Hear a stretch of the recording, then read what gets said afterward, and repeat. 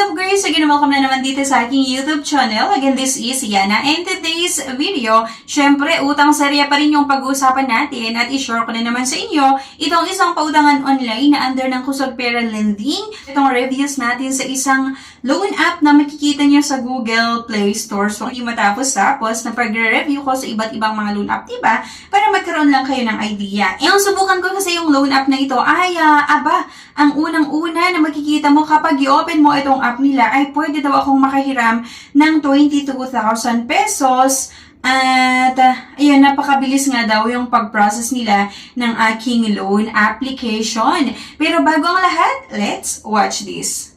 Congratulations nga pala sa winner natin this week. Kaya kung bago ka pa lang dito sa aking YouTube channel, abay mag-subscribe ka na po para makasali ka sa ating weekly pa-cellphone giveaways. Dahil nga po tuloy-tuloy ang pamimigay natin ng cellphone bilang pasasalamat ko na rin sa mga followers natin sa aking Facebook page, sa mga subscribers dito sa aking YouTube channel, at syempre sa mga nagpa-follow sa akin sa aking TikTok account. Let's get back to the topic mga beshies. So ang pag-uusapan nga natin na itong si Kusog Pera VIP under nga daw ng Kusog Pera Lending. At kapag i-open nga natin ay eto, hanggang 22,000 pesos daw yung highest loan.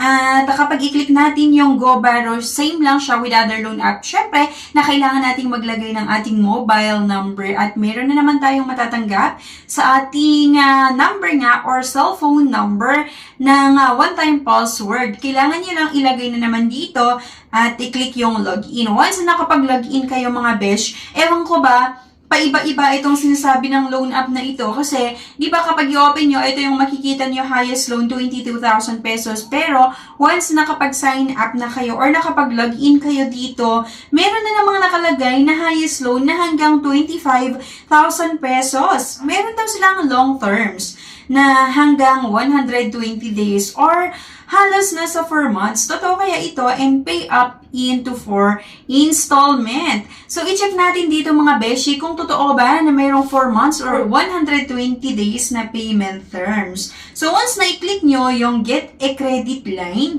kailangan nyong sagutan yung identification card, personal information, yung employment details, at yung bank information. So, sana bago nyo subukan or bago kayo mag-download sa loan app na ito, mapanood nyo yung buong video natin. Kasi sa video na ito ay machi-check natin or makikita talaga natin kung magkano nga ba talaga yung pwedeng mautang, magkano yung interest, yung mga processing fees, at ilang araw ba yung payment terms, yung totoong payment terms na ino-offer ng loan app na ito. So, itong si Kusog Pera, meron din kasi silang Kusog Pera at itong gagawin nga natin ng ating honest review ngayon ay Kusog Pera VIP. So, parang same-same lang naman, di ba? Pero, same with other loan app na kailangan nating mag-upload ng isang valid ID. And kailangan nyo lang sagutan to, yung ID number, syempre, yung kompletong pangalan nyo. Kailangan nyo mag-upload ng isang valid ID at kailangan nating sagutan itong mga ibang personal information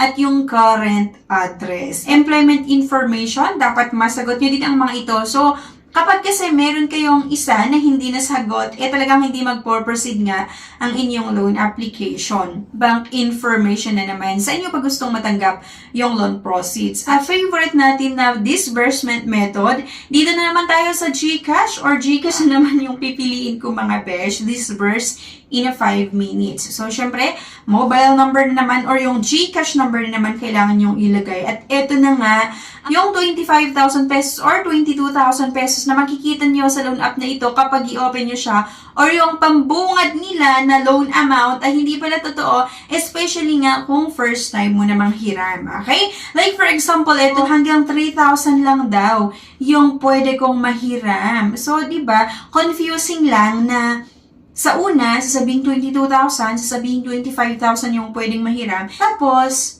at the end pala, 3,000 lang yung pwede kong mahiram, lalo nga kapag first time na umutang dito. 2,000 to 3,000, yung pwede kong mahiram at meron silang loan terms na in-offer na 15 days at 30 days. Merong 60 days, 90 days, 120 days, pero hindi pa pwede. Ang next nga, ay kailangan daw nating mag-signature. So, di ba, akalain mo, naka-digital na rin yung paglalagay natin ng ating signature. So, ayan po yung sample niya. After natin na mag-submit nga yung ating loan application, eto, yung mga interest at processing fees nila. Pero bago ko ipakita sa inyo, let's watch this. No time to apply for a bank personal cash loan? Yana's here to help you. I assist pre-qualified clients with basic monthly income at least 25,000 per month. Hassle-free at walang fee. Lahat ng process sa bank gagawin.